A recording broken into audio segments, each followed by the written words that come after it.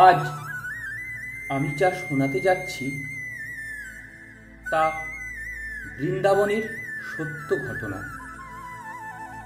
চোখ বন্ধ করে শুনুন, তাহলে ভগবানকে সাক্ষাৎ দর্শন করতে পারবেন।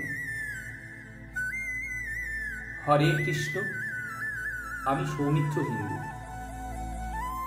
এই কথা অনেক বছর আগে পূর্ণিমার রাত্রে মন্দিরের মুখ্য দ্বার বন্ধ হয়ে গেছিল। ধীরে ধীরে বাজারও বন্ধ হতে লাগলো।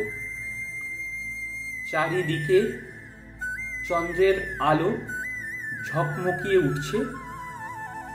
চাঁদের জ্যোৎস্নায় যমুনা নদী, ভগবানের ভবন, রাধারানীর মহল, কুঞ্জের অলি গলি, গাছ গাছড়া অভূতপূর্ব দেখতে লাগছিল। কিছু মানুষ পান দোকানে দাঁড়িয়েছিল। পান দোকানে এক ব্যক্তি নিজের বাড়ির দিকে যাচ্ছিল, আর সে দেখল রাত্রি 11টা বেজে গেছে। সারা বাজার বন্ধ, জনশূন্য রাস্তা। কিন্তু এক দোকান থেকে আলো ভেসে আসছে। তা এক মিষ্টির দোকান ছিল। ওই ব্যক্তি ওই দোকানে গিয়ে দেখল এক বৃদ্ধ বাবা লাড্ডু বানাচ্ছেন। ওই ব্যক্তি বলল, বাবা, রাত্রের 11টা বেজে গেছে, আপনি এখনো মিষ্টি বানাচ্ছেন? বাড়ি যাবেন না? অনেক রাত্রি হয়ে গেছে। বাবা হেসে বলল, পেটের জন্য তো কাজ করতেই হবে। সকালে একজনের অর্ডার আছে, তাকে তো সকালে মিষ্টির সমস্ত কিছু দিতেই হবে। তাই শেষ না হওয়া পর্যন্ত আমাকে মিষ্টি বানিয়ে যেতেই হবে। তারপর ওই ব্যক্তি হরে কৃষ্ণ বলে চলে গেলেন। বাবা লাড্ডু বানাতে ব্যস্ত হয়ে পড়লেন। কিছু সময় পর ওনার মনে হলো লাড্ডু বানানোর জন্য তিনি আজ ভগবানের দর্শনে যাননি, কারণ তিনি রোজ মন্দিরে সন্ধ্যের সময় ভগবানের দর্শন করেন। তখন তিনি নিজের চোখ বন্ধ করে প্রভুর স্মরণ করতে লাগলেন। প্রভুকে মনে মনে বলতে লাগলেন, আজ আমি মন্দিরে যেতে পারিনি, আমায় ক্ষমা করুন প্রভু। আর যখন তিনি চোখ খুললেন, চোখের সামনে এক 10 বছরের বাচ্চা, অভূতপূর্ব দেখতে সেই বাচ্চা তার দোকানের সামনে দাঁড়িয়ে রয়েছে। অদ্ভুত তেজ ছিল তার চোখের মধ্যে, যেন এক জ্বলন্ত আগুন বেরিয়ে আসছে। গায়ের রং শ্যামবর্ণের, দুর্দান্ত দেখতে সেই বাচ্চা। বাবা অবাক হয়ে ভাবলেন, এত রাত্রে এত ছোট বাচ্চা কোথা থেকে এলো? বাচ্চা বলল, বাবা খুব খিদে পেয়েছে, কিছু খাবার দেবে? এই লাড্ডু খাওয়ার খুব ইচ্ছে হচ্ছে, এই লাড্ডু আমাকে দেবে? বাবা দেখতেই থাকে বাচ্চাটিকে। বাচ্চা একটু জোরে বলল, বাবা, লাড্ডু খাওয়ার খুব ইচ্ছে, আমাকে লাড্ডু দেবে? তার বদলে আমি তোমাকে আমার হাতের বালা দেব। বাবা ঘাবড়ে বলল, কিচ্ছু লাগবে না, তোমাকে বালা দিতে হবে না, তুমি তোমার যা ইচ্ছে তাই খাও। বাচ্চা বলল, না বাবা, তুমি বালা না নিলে আমি কিচ্ছু খাবো না, আমার খুব খিদে পেয়েছে, আমি না খেয়ে চলে যাব। অগত্যা বাবা তার মন রাখার জন্য বালা নিলেন। বাবা ভাবলেন, যখন লাড্ডু খাওয়া শেষ হবে তখন সেই বালা তাকে দিয়ে দেবেন। বাচ্চা বালা খুলে বাবাকে দিলেন এবং দুহাতে লাড্ডু ভরে বাচ্চাটিকে লাড্ডু দিলেন বাবা। এরপর যখন বালা ফেরত দেওয়ার জন্য নিচের দিক থেকে বালাটি নিয়ে বাচ্চাটিকে ফেরত দিতে যায়, তখন সেই বাচ্চাটিকে আর দেখতে পেলেন না বাবা। লাড্ডু নিয়ে চলে গেছে, ছুটতে চলে গেছে সেই বাচ্চা। ক্ষুধার্ত ছিল, তাই বোধহয় বাচ্চাটা ছুটে চলে যায়। বাবা সেটাই ভাবলেন। বাবা তার লাড্ডু তৈরির সমস্ত কাজ শেষ করে দোকান লাগিয়ে ঘরের দিকে রওনা দিলেন। বাবার মনে শুধু একটাই কথা চিন্তা করছে, যে বাচ্চাটা খুবই সুন্দর দেখতে ছিল, আর সংস্কারও কত বড় ছিল।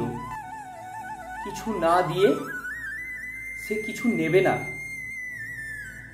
আর খুব বড় বাড়ির ছেলে ছিল, কারণ তার দু হাতে সোনার বালা ছিল।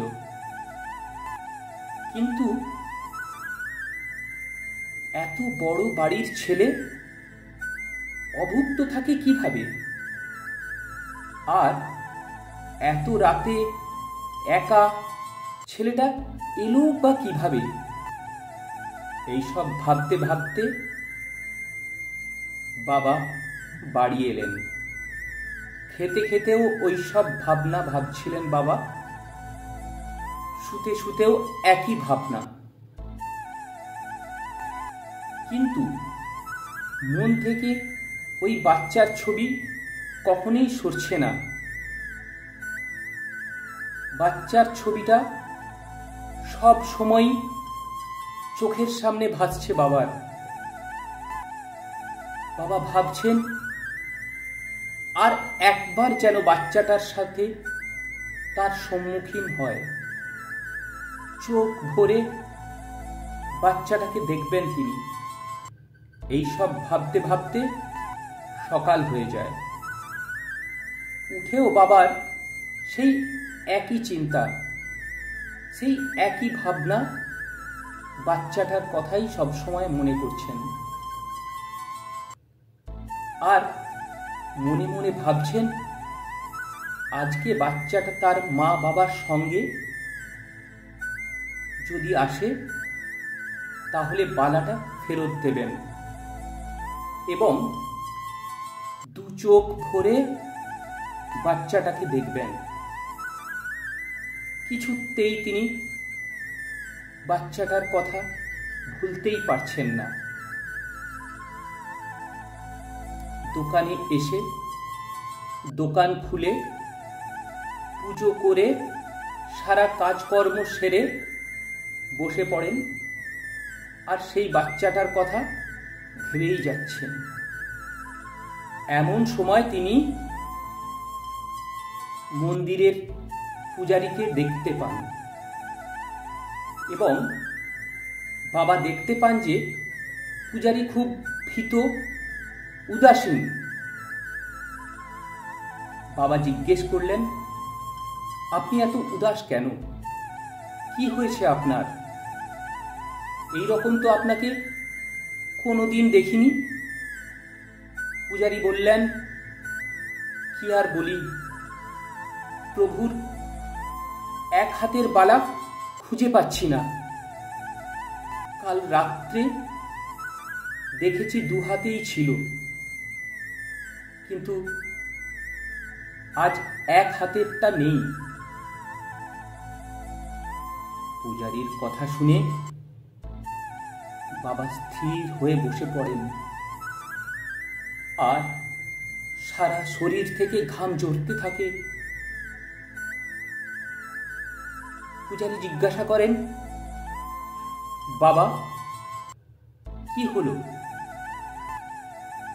বাবার ঠোঁট কাঁপছে, কিছু বলতে পারছেন না, সারা শরীর কম্পন হচ্ছে বাবার।